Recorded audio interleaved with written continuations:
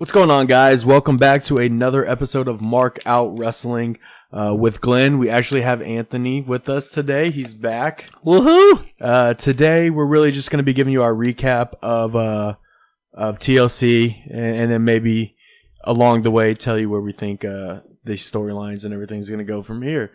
Anthony, welcome back. Thank you, sir. How's Glad it to feel? be back. Fantastic. Haven't talked wrestling in a little while. I know. What'd you think about TLC? I thought it was good. I actually thought it was really good. It was good for, like, what it was. I'm not sure if it was, because to me there was too many, like, matches that should have been, like, Raw matches. What do you, like what? Like Sasha Banks, Alicia Fox. Well, That's that not a pay-per-view happened match. because of what happened with Nia Jax. With Right. her walking out. Because it was supposed to be Sasha and Nia at TLC, but then she walked out, did whatever it was Why she can't did. we get the Sasha Banks Bailey storyline going? I don't know. I don't know why they're holding off on that. Maybe they just don't want another heel right Well, now? I think the problem is we were supposed to be getting the 4 horsewomen versus 4 horsewomen. You can't really turn one of them heel on the other one and then expect them to team together. Like, doesn't really make sense. That would make sense to postpone it for that. Yeah. I don't know if that's still the route they're going to go. I read today that WWE might be leaning away from that and just want to promote Ronda Rousey by herself if they can get her to sign a contract. It's annoying that, like, you can't have faces versus faces and heels versus heels. I know. All right, so we'll talk along the way on why it wasn't you, because like I said, I thought it was really good, and you thought it was just another B-level pay-per-view. I thought it was less than that. Oh, get out of here! All right, so let's start with the first match: Sasha versus Alicia Fox. It was a good match. It was a decent match. It was a good kickoff match. It took a minute to get into it, but yeah, they put on a good show. Yeah, they were into it. So. It was a typical Sasha match. She won. She went over. She looked good. Foxy looked good. I enjoyed the match. I thought it was a good way to start the pay-per-view off. Do you think Foxy does anything outside of Sasha Banks? I think eventually, man. Really? I think it's possible, yeah. I think... Do you not like Alicia Fox? No. Really? But not just that. Like, I mean, she's been with the company for a long, long time. She's the longest tenured woman on the roster right now. Yeah. I don't know why. I don't know. That might be savage. I think... I'm not saying she'll move into the title picture, but I mean, yeah. I could see her moving into maybe a longer feud with Sasha, if anything. It's really sad that it took like so many injuries and or just diseases or so much mix up for there to be 3 women's matches on the card. Like, this should have been celebrated, and this should have been a big moment, not just there's only 2 women's matches, right? There was 3. Oh, there was 3. Right, but it was because like Brock wasn't there and Roman wasn't there. Yeah. And the titles weren't being defended other than one, so yeah, I forgot about. They just had room to throw stuff together instead of like trying to these women deserve it. That's why we're doing it, kind of thing. Right. Yeah. Again, I thought it was a good way to start off the pay-per-view. But then the first match was Asuka's debut. What did you think?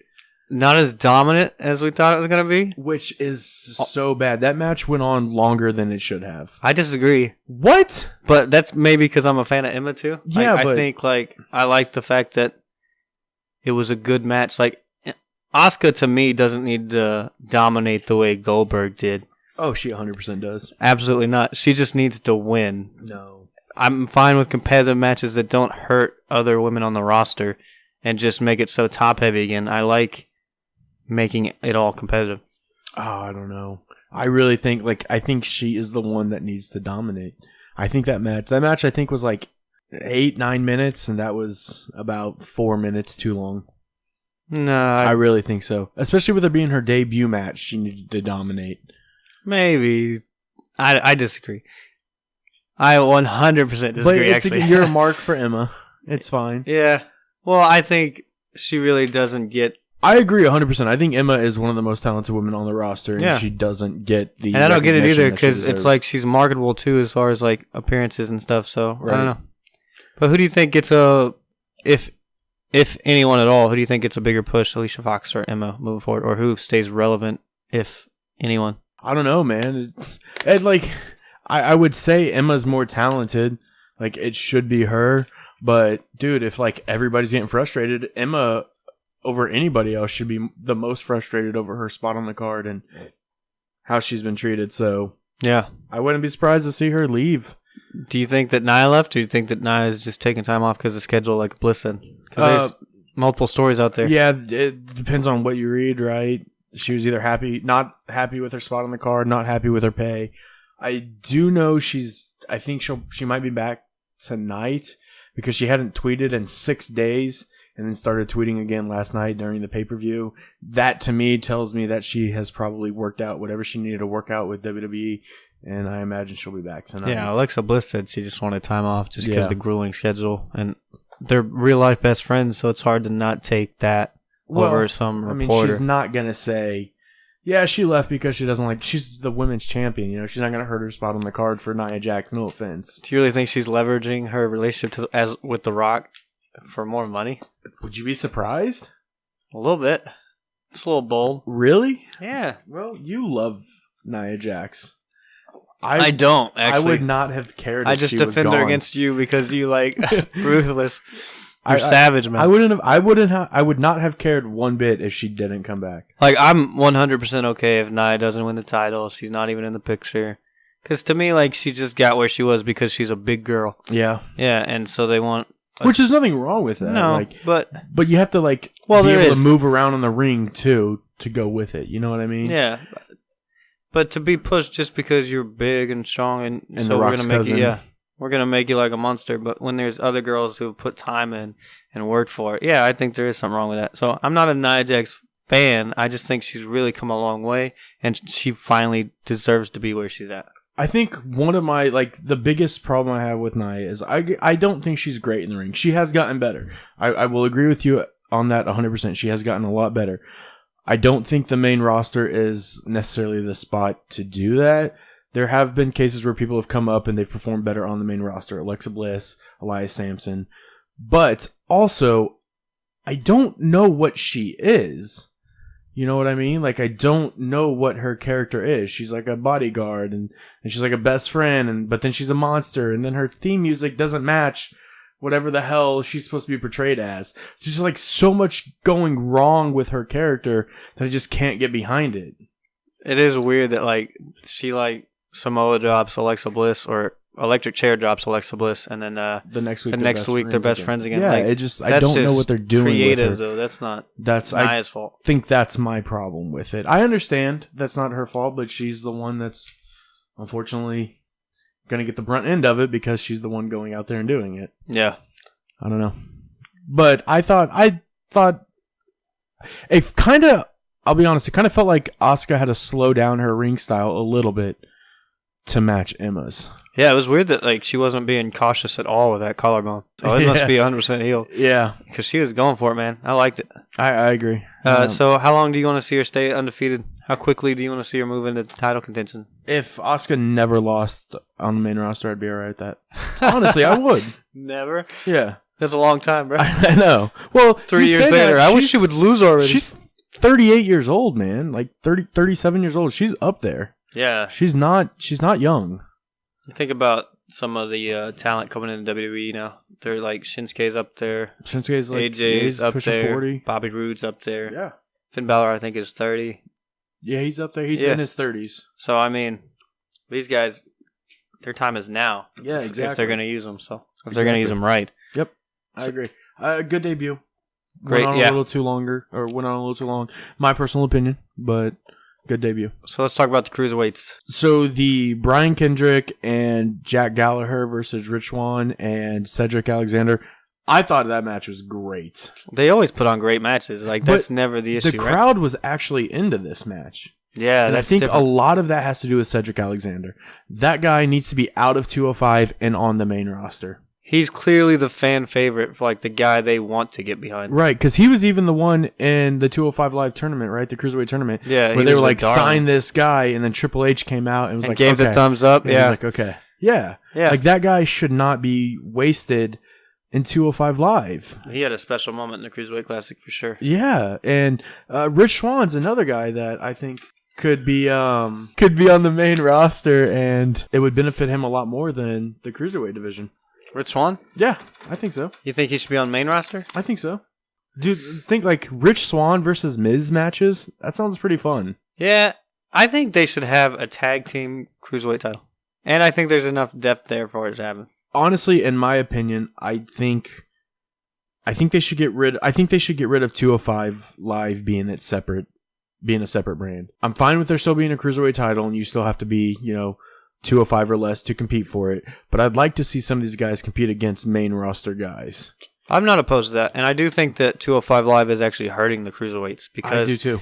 They're just delegating all the storytelling to 205 Live, so if you don't tune in there, you don't see it, and so people who only watch Raw or SmackDown, which is most fans, they're just seeing matches and they're not seeing any story, and they're just not getting invested because of it. Yeah. Some of the stuff they do doesn't make sense. Like, it's filmed after Raw, right? And it plays after SmackDown. Yeah. If you're going to keep it a separate brand, I think SmackDown would be the brand you would want the Cruiserweight division on anyways, because it's more geared towards in-ring style, where Raw is very story-heavy, if that makes sense. Yeah. And so I think that's where it should be anyways. It's weird that, Cruiserweights are on Raw and it plays after SmackDown. Yeah, you get it because it's the third hour kind of thing. But I understand. It just doesn't make sense. Good match though. Those guys put on a hell of a match. Yeah. Probably the best 4 cruiserweights in that division in one match. Yeah, I mean, I'm a big fan of TJP, but it's hard to argue with the in-ring talent there. So, no, I agree with you. It was nice seeing the crowd in a cruiserweight match, actually behind it. Like when Cedric got the win. The crowd popped. Yeah. And that's something that division has been lacking strongly, is any crowd reaction whatsoever. Were you upset that there wasn't more stipulation matches on this pay-per-view? Yeah, because the TLC match was the only one, right? Right, because last year we had a ladders match with Ziggler and Dolph, or Ziggler and The Miz. That was career-ending, possibly, right? Right. We had the tables match between Becky and Alexa. We had a chairs match between Baron Corbin and Kalisto, along with the TLC main event with AJ Styles and the Lunatic Fringe. So this year we only had one match. And the problem with this TLC match is it was at the very end. So and it was a TLC match, but not like a true TLC match because there was nothing for them to climb the ladder to get. Most TLC matches, or all of them so far, is you climb the ladder to get your title, right? Right. This was just, you can use ladders in this match. Right. It was so weird. And it kind of made the fans restless, too, because, even during Asuka's debut, they're just chanting, "We want tables." Yeah. "We want tables." Yeah. It's man, they really dropped the ball on that with me. I agree 100%. You can't promote this as a TLC pay-per-view, have one TLC match, and it not even be a traditional TLC match. And you got to wait till the end, so it just felt like an extended Raw to me. Yeah, and then, I can see that. Yeah, and then an exciting match at the end. Well, a couple exciting matches, but let's move on to the other cruiserweight. Yeah. Since we're there. Go a little bit out of order, that's fine. I'm good with that. Kalisto and Enzo Amore. Everyone knew they were putting it back on Amore. There was a small part of me that was there's no way they're going to put it back on Enzo. Why do they keep fucking doing this? When he kicked out of the DDG, I thought, Kalisto might win this. Yeah, that's what I mean. I was just why? What was the point of putting the title on Kalisto then? Just to have Enzo win it back at a pay-per-view? It made no sense to put it on Kalisto. It's the exact same thing. Other than they'd put themselves in a corner where no one can get a title shot. Right. So Kalisto has to take it and then Enzo gets it back so that other people can get a title shot maybe? I don't understand the logic. I don't know either. Maybe that contract doesn't work now because he lost the belt and then he won it back. I don't know. I don't know if WWE knows what they're doing with the cruiserweights. Did you see Mustafa Ali's tweet? No. So Enzo Amore loses his voice and he goes, "Miracles do happen." Yeah. And Enzo wins the belt back and he goes, "Never mind on that miracles thing." Dude, I tell you, if Enzo, I said it, he came out and he was losing his voice. I was like, man, this guy loses his voice. He literally has nothing. He has nothing. He's not good in the ring. He's adequate. He's not good. Yeah. His voice is the only thing that saves him. His mic skills, and I don't know. It was a better match than I thought it would be. The ending, I guess. It's so weird when the announcers don't even know what happened. Yeah. He poked Kalisto in the eye and they're like, did he grab something? Yeah. What happened? I guess, man. They need to, tell the announcers how matches are going to end. Because, I know this is a bad segue, but, going into the Jason Jordan and Elias Sampson match, they had no idea what that ending was. It was a botched ending. You think it was? Yeah, it was 100% botched. You think it should have been a kick out? No, Sampson's shoulder was up. And Jordan's shoulders were on the mat, but he called a 3 count and then said Jason Jordan won. It was botched in that those two fucked it up. Not the referee, but those two. Oh, okay. So yeah, Elias, put your damn shoulders down there. Dude, just like clearly, like WWE had no idea what they were doing with this pay-per-view. We had 3 segments with Elias Sampson and Jason Jordan. They were trying to put a story in. It was funny, don't get me wrong. Like, I laughed. I thought it was funny seeing him throw the fruits and vegetables at him. It was annoying that Elias was like just running away. Dude, he like legit looked sad every time he got hit with a tomato or a banana or whatever. It was weird that like the fans clearly wanted to cheer Jason Jordan, and then they're like, "Oh wait, we don't like this guy." We don't like. They started to cheer and then stopped, and then yeah, like it was a little bit. It was a good pay-per-view, but it was weird. It was such a weird pay-per-view. Yeah, it was. I don't know. I think that feud's probably going to continue with Elias and Jason Jordan. Yeah, I think that's fine. Whatever. You can't find anything better to do with Elias Sampson? Well, this is better for me because he's just been beating up on like Apollo Crews. He's just been beating up on bums that you knew like Elias was going over. I don't know who's going to go over with Jason Jordan and Elias. They're both rising mid-carders. So this, for me, is at least a mystery on who's going to win the feud. At least Elias gets a reaction. Jason Jordan does not. Yeah, man, they're about to boo Elias out of the building. He handles it so well, though. He does. He's so good. He's another guy that's really good. He's not on like the Big mic. Cass who just restarts 50 times. Yeah. Because he has no idea how to talk over people. Right. But, yeah. Can we go back to the Enzo? All right. Yeah. Kalisto match just for a second. So you thought it was better than you were expecting? Yeah, for sure. I don't. Kalisto doesn't look comfortable. Enzo is Enzo. I don't know, man. Maybe it's because I took a nap during that match after a long day. Fuck. And then I came back, restarted the match, and like I was all fresh and ready to go, excited to finish the pay-per-view. My favorite thing, though, is that Enzo calls Mustafa Ali Mufasa. I love it, dude. It's so funny. I don't know why, but it's hilarious. I think Enzo Amore is really good for the Cruiserweight division. I know you hate that. I think WWE knows what they're doing here. I don't hate it. Like, I just wish there was some sort of direction on what they're doing. And if I'm Neville, I don't come back. Oh, absolutely not. Absolutely not. Apparently, he can make more money on the indies. Dude, go do it, man. Go to ROH. Go to New Japan. You know what I mean? Like, those guys are becoming huge competition for WWE. He's going to be part of the Bullet Club for sure. I'd be fine with that. Sure. Yeah. Why not? Why not? Everybody that leaves WWE and joins the Bullet Club. They need to make that happen soon. I guess it's only one person, but whatever. We need to get news on that because I want to know what's going on with Neville. Yep. For sure. Speaking of Bullet Club, how about your boys? Oh, man. I was so nervous for this match. So, going into it, who did you want to win? I had no idea. Okay. I was like torn. So, mid-match, had you figured out who you wanted to win? Yeah, I wanted Finn Balor. You wanted Finn to win. Because, like, to me, like, AJ Styles is getting right back in the title picture. We know what he's done, and it's clear that WWE thinks he's like the top guy on SmackDown. Yeah. Finn Balor, to me, it hurts him more. Finn Balor definitely needed the win a lot more than AJ Styles did. He needed it more, and especially as the Demon King. Like, I would have been okay with Finn losing as Finn. As the Demon King, I want that protected, but yeah. I'm surprised they went my way. God, dude. Well, it just made sense. Like, I thought Finn was going to win. I thought he was going to win. I thought it made sense that he was going to win. But there was still that little part of my mind where I was like, but it's fucking AJ Styles. Like, if he wins, I wouldn't be surprised either. You know what I mean? Yeah. And for them to put that match on in, 2-3 days notice? And not even because, like, if you think, like, AJ was in a different country and had to fly in, like, 18 hours. And he didn't get there until the day of. Yeah. So they had, like, no time to, like, collaborate and at all. And they just went on and somehow lived up to the hype of that match. And it's like, those guys, think about what they could do if you give them time and a story. Yeah. For fans to get invested in. Like, these guys are the headline of WrestleMania for me. It was without question the match of the night. Yeah, 100%. I don't think there's anything that even came close. No. But just so we're clear, I keep reading that Finn Balor kicked out of the phenomenal forearm. He did not.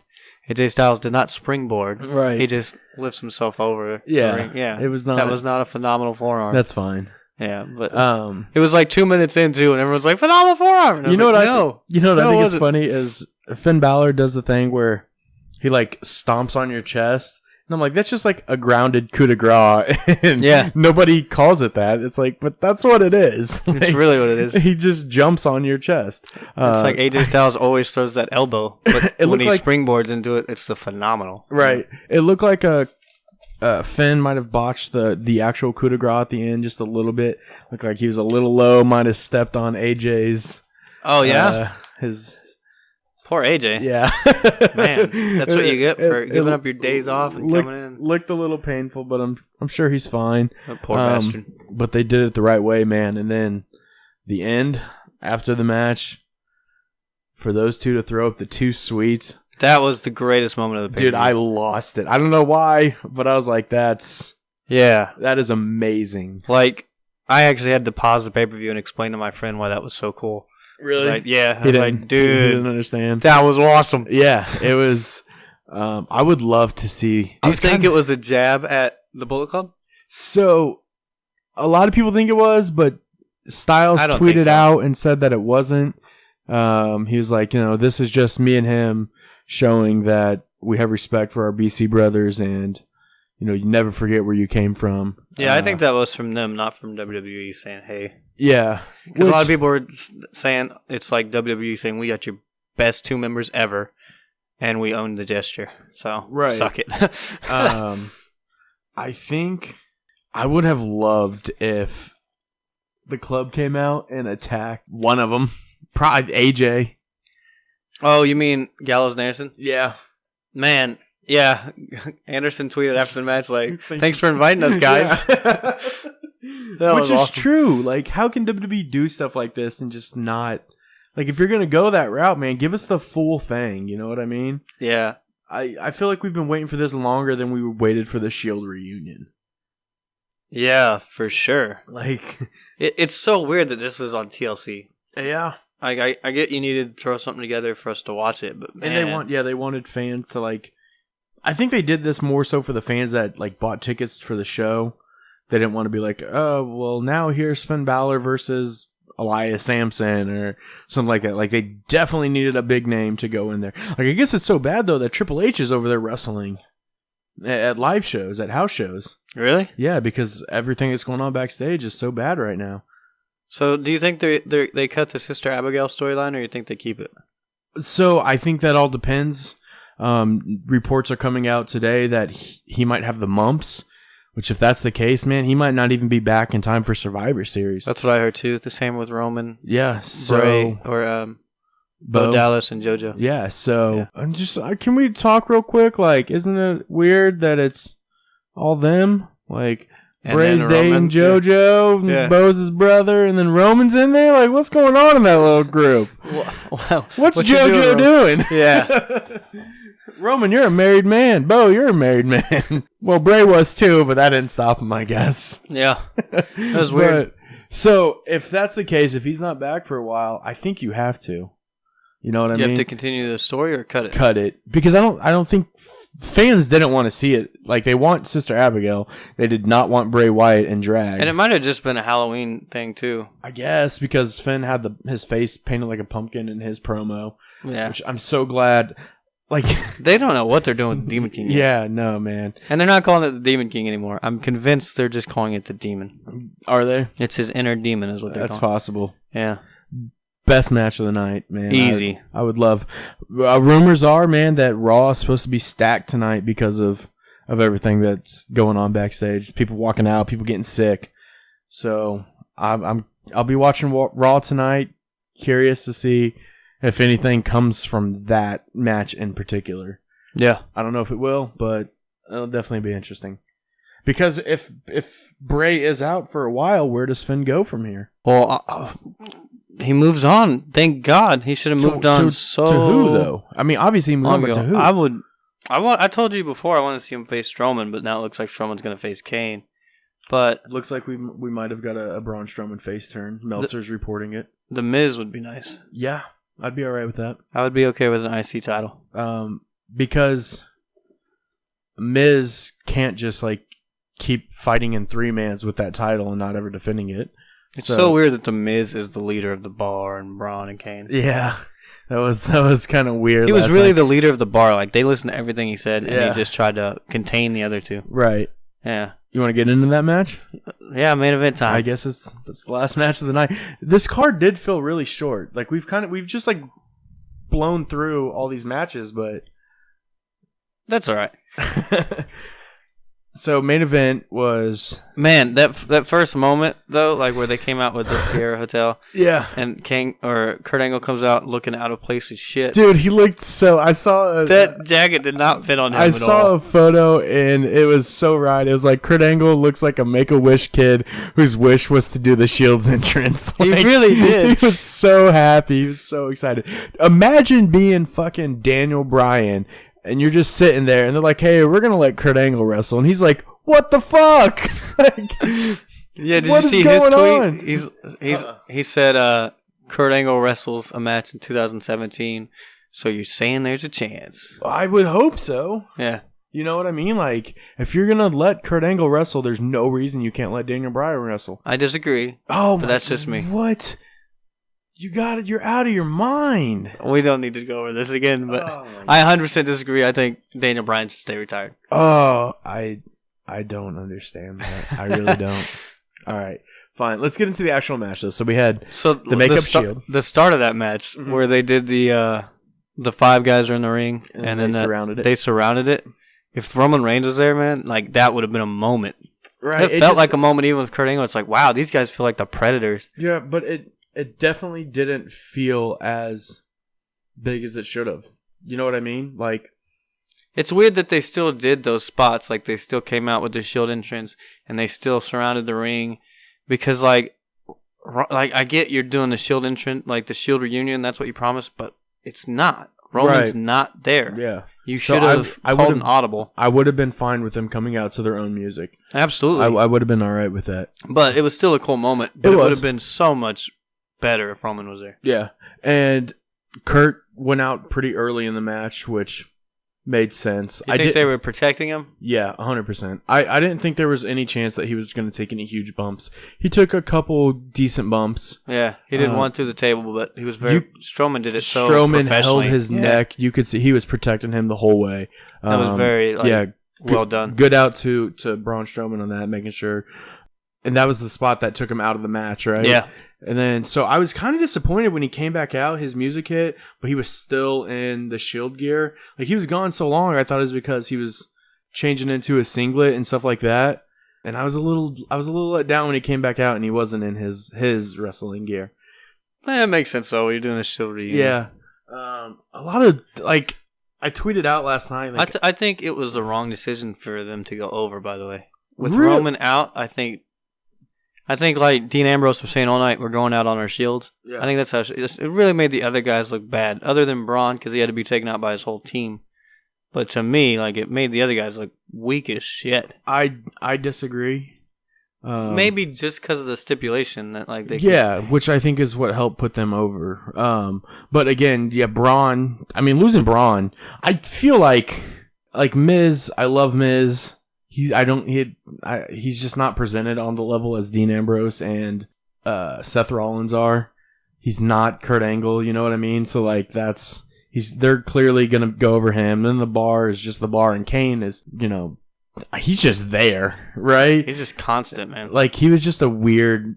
So I'm guessing he failed, like, in his... I don't even think that the voting has happened yet, though. That's the thing. I don't think it's till November. Oh. Yeah, so I saw a tweet, after they all beat the hell out of Braun and put him in the... Well, damn, he should still be touring. You would think, yeah. Campaigning. When they put him in the trash truck, it was like, Knox County Mayor... candidate Kane murder someone on live TV. It was the funniest thing. I love that tweet that said, man, the garbage guy seemed a little too okay with just murdering somebody. Yeah. He's like, bro, it's good to ask questions, man. That was an interesting spot. And I think, according to Meltzer, it was done to turn Braun Strowman face. I guess WWE kind of feels like he's kind of run his course with the faces that he can, continue to wrestle. They feel like he's got a lot more opponents if he was to turn face, so he can wrestle the heels, which makes sense. I don't feel like he's even really been a heel. He definitely has. Like, yeah, we cheer him, but he was maybe it's because he was fighting Roman Reigns for so long. But it seemed like Roman Reigns was the bad guy and backing him up in an ambulance and stuff. Like after the match over, you sore loser. How many times is this guy gonna get murdered on live TV? Poor guy. I mean, that's a couple that's 2 pay-per-views this year he's been killed. It's unbelievable, and he just keeps coming back, man. He's a zombie. Yeah, that chair spot was kind of cool, even though you knew he wasn't.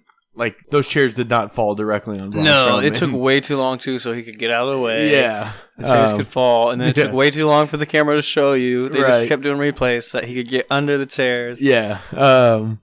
But it was a cool spot. I still like seeing all the chairs fall down. That was pretty neat. Kane attacking him made no sense. It really didn't. Like, because Kane hit him first in the match, right? Right. It was an accident, but he hit him first. Right.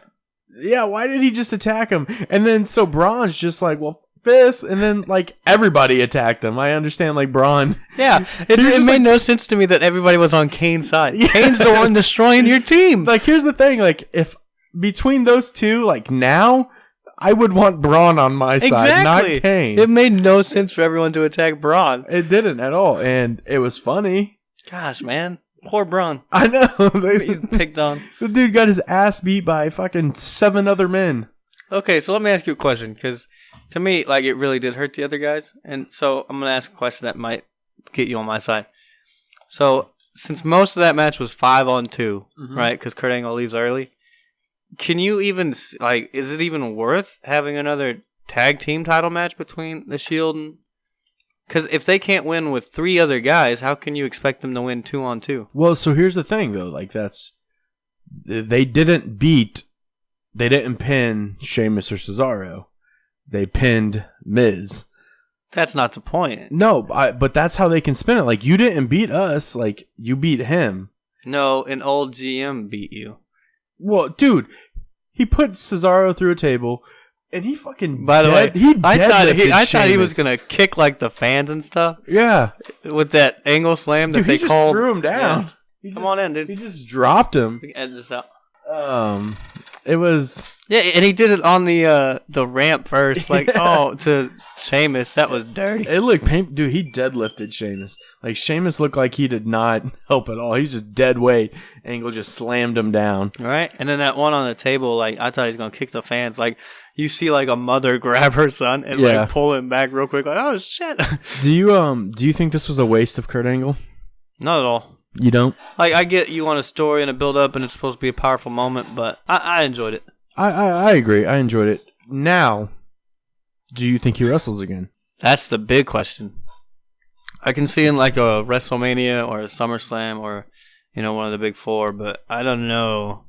I don't think he becomes an active member of the roster, and they're still keeping him as a GM. They kept saying that over and over last night, just so we knew. Yeah. Yeah. As much as I loved seeing him in the match, like, he was a weird addition to me. But apparently he wasn't the first person that they tried to get. Who'd they try and get? I don't know. Oh, okay. I haven't been able to find any names, but like, reports are like Angle was like the 3rd or 4th option. Speaking of bringing people back, I'm going to go off topic just a little bit. We'll come back. Yeah. Did you hear about Shawn Michaels being a guest referee? Dude, yeah.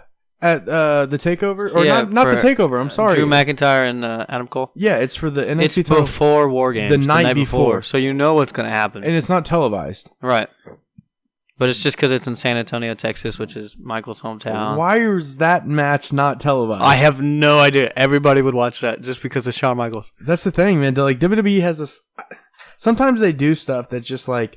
The shit they give us on TV is trash, and then these live events, these live matches that we aren't seeing are, dream matches. You know what I mean? Like... Yeah, like that's... Man, I would watch that all day. Yeah. Yeah. And twice on Sunday, like, yeah, that's the match that I have been wanting to see in Sunday's NXT. football, twice on Monday. Let's do it. I mean, only when the Chiefs don't play on Sunday, though. Yeah, next week. Yeah, I'd watch that twice next week on Sunday, not Monday. Next week. Yeah, yeah. I don't know, but you do kind of figure like what's going to happen, right? Because it's supposed to be they're not going to change versus Almas. Yeah, for the title War Games. Yep. So they're not going to change the hands before War Games. Makes no sense. Because that would mess up 2 matches. Right, it would mess up the main event, the War Games match, and the title match. And the title match. Yeah. I don't know. It's so weird that, like, I get that it's like a War Games pay-per-view, but it's weird that the title's not the main event. That's always weird to me. Yeah, I agree. It always throws me out. It makes it feel... It devalues So SmackDown pay-per-views have been confusing you a lot lately. It just devalues the title. Because gender hasn't been the main event. Right. It just, to me, it makes AJ Styles the main guy. Yeah. Well, do you reward AJ Styles for coming in on short notice? And yeah, I think so. how do you reward him? That's the $1 million question, right? Did you put the title back on him before his match with Shinsuke at WrestleMania? I don't know. Or does Jinder hold it until Mania? I don't. I wish I had an answer for this. I don't know. I want to know what you think. I would have. Nobody knows. I would have thought Jinder Mahal would have dropped the title by now. Yeah, well, but huge rumors that he's gonna keep it till at the very least the Royal Rumble. Yeah, I thought he would lose it at SummerSlam. I predicted him not to because, like, by then it started to look like maybe not. But yeah. So if at the Rumble is when you have Jinder Mahal lose the title, do you have him lose it to Nakamura and then AJ wins the Rumble, or vice versa? No, I think he loses it to AJ and then Shinsuke wins it at Mania. But that's just my prediction. So does Nakamura win the Royal Rumble to set up that match? He doesn't have to. He doesn't have to, no. But man, good luck predicting the Rumble each year. Well, the only reason I say that is because if you think that's going to be the match on SmackDown, then the Raw match is supposed to be Brock and Roman. Then that means it's either Knock winning the Royal Rumble or it's Roman Reigns winning the Royal Rumble. You're right about that. So yeah, I guess I would predict Shinsuke wins the Royal Rumble, or maybe Shinsuke takes it off and AJ wins the Royal Rumble. You just don't want to see Roman win the Royal Rumble, dude. Do you? Absolutely not. Exactly. I don't. We got Chase here from Sacco to Shiva. Yeah, he wants to see Seth Rollins win the Royal Rumble. And I actually really thought Seth Rollins should be the next guy, but that's just me. To win the Royal Rumble or to go after? To be the next top guy after John Cena. To me, like, he's the most, like, I don't know why it's Roman Reigns. Seth Rollins has always been the biggest star of the Shield for me. You think so? I think he's the most charismatic. He's a freak athlete. Yeah. I agree. I think. Anyway, it's the Shield that runs this place anyway. So all three of those guys are going to have great careers. They're all going to be Hall of Famers. Yeah. Yeah. Still, one of my favorite moments in WWE with those three is the Money in the Bank pay-per-view where they all three held the title at the same night. I just thought it was cool. That was awesome. You know what I mean? It was just a really cool way to. It was nice to give Dean the nod there too. Right. Because he's definitely the most. Do you think with the Shield back, like, you're starting to fall in love with Dean again?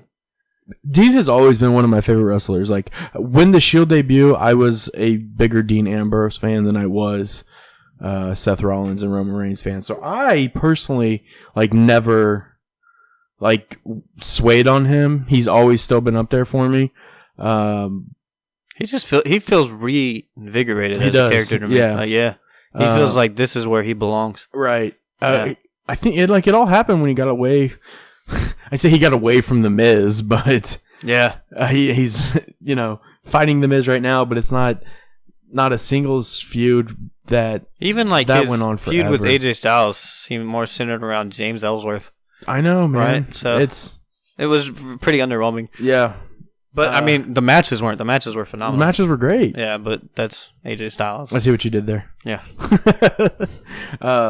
So again, it'll be interesting to see what happens on Raw tonight. I want to see where that Finn and AJ thing. I really want to see if anything comes from that. And then, obviously... But we're predicting Roman Reigns and Bray to still be out and be out for a while. Right. So much can happen now because of those two being out. Yeah. Right? Like, so many plans could have changed just because of that alone. Bo's out too, so I think Miz still stays aligned with the bar because he needs lackeys. And his pregnant wife's not going to come back. Is Sheamus leaving? I don't know, man. He's supposed to be filming a movie, so... We've been saying that for a couple months. I know. Since SummerSlam. I don't know. Dropped the titles. It's a WWE film. Yeah, it's a WWE production film. So He definitely doesn't leave now that they need him. Yeah. Again, shallow at the tag division. Not just that, but now with the viral infection going around. Meningitis. And turned to mumps. Yeah. They gotta. But there's fear that it's WWE film, so they can postpone it as long as they want until they're ready. But there is like fear that other people are sick, and there's a report that Braun Strowman right was going to be out for a while, but he ended up being at the pay-per-view, so I can't imagine. Yeah. One day later, they're gonna. Oh, he was contagious. Yeah, I don't know, man. Could you imagine though if like half the Raw locker room is dying? They would have to get rid of the brand split for a little while. Yeah. This little one-off. I want to see them continue the story with like AJ, like as far as like Raw got to borrow AJ Styles for a night. Okay, well someone needs to go. Right. Even if it's Brock Lesnar going to answer Jinder Mahal on SmackDown. SmackDown. They need to get something back. Yeah. Speaking of, I do want to talk about that a little bit. We'll talk about it when we do. Hopefully we do a prediction show for that card. You know what I mean? But for Survival? Yeah, for Survivor Series. But I'm actually kind of excited for Jinder versus Brock Lesnar. I don't know why. There's no real reason why I'm excited about it, but I kind of am. It's a squash match. Dude, could you imagine if they put Jinder over?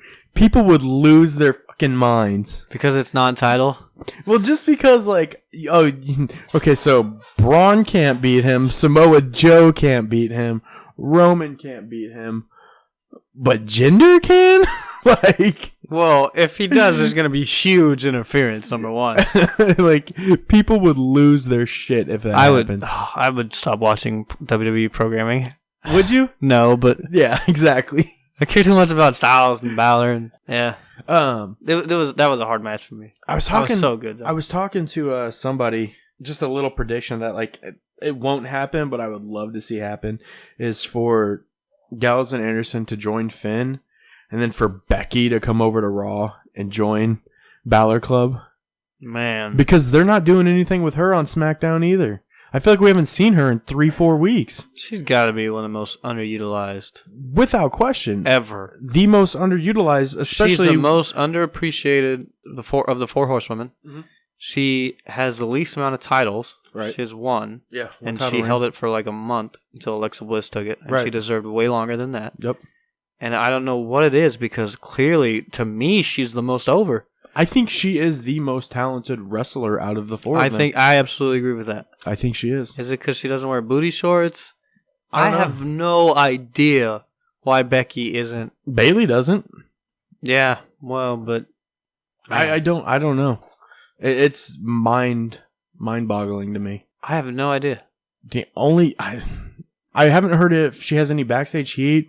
I haven't heard nothing. Like, they just... And she's so good on the mic, too. It's literally like they were just like... To me, she's the best woman on the mic. Maybe she's so good they have no idea what to do with her. Maybe that's what it is. She could be like the woman's rock, in my opinion. Yeah. She is... Becky Balboa. She is, yeah. I agree. The most underutilized woman on the roster. And it's a shame. But I guess we haven't really seen much from Charlotte in the last few weeks either, have we? Well, not when like her dad and stuff was out, or right after that, after SummerSlam. But now she's going against Natty for the title, so she's being featured now.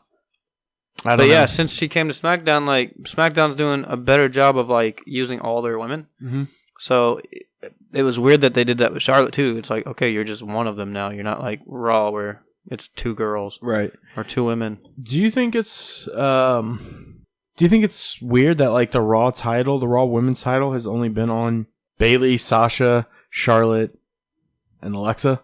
Like 3 of the 4 horsewomen, and then Alexa Bliss, who was the longest reigning SmackDown Women's Champion. Not at all. You don't think it's weird? Nah. You don't think? See, I just think like that. That means like so obviously Asuka will be the next one. Like if she doesn't win the title, if Asuka doesn't win the title, to me, like I'm surprised that it's been on that many. Like, really? Like we're a year and 4 months removed from the brand split, right? Because it was right before SummerSlam last year, so they've switched the titles a lot, especially between Charlotte and Sasha. But dude, the Cruiserweight title, think about that, man. Yeah, like that was on TJP, lost it to what's his name? Brian Kendrick. Yeah. Who lost it to Rich Swann, who lost it to Neville, who lost it to Tozawa, who lost it to Neville, who lost it to Enzo, who lost it to Kalisto, who lost it to... I don't think it's weird. I think it's gonna... I think the next one... I think Asuka's the one to take it off of. and she holds it for a long time. But like to me, like the belts on average feel like they go from like 5 to 6 months. Like that should be how it be if you give someone a good run. So I don't think it's too weird. I just think it's funny. Like there's people that were like, I wish this person would hold the title so much longer, and then they have a short reign. And there's like, I wish this person would just lose the title, and now they're one of the longest reigning champions. Yeah, I hate gender. I love Becky, and Becky marry me. Yeah, that's a real proposal. That's no joke. Good luck with her boyfriend. Fiance. I don't care. I'll take a beating. You'll take more than that. But that is all I have for you today.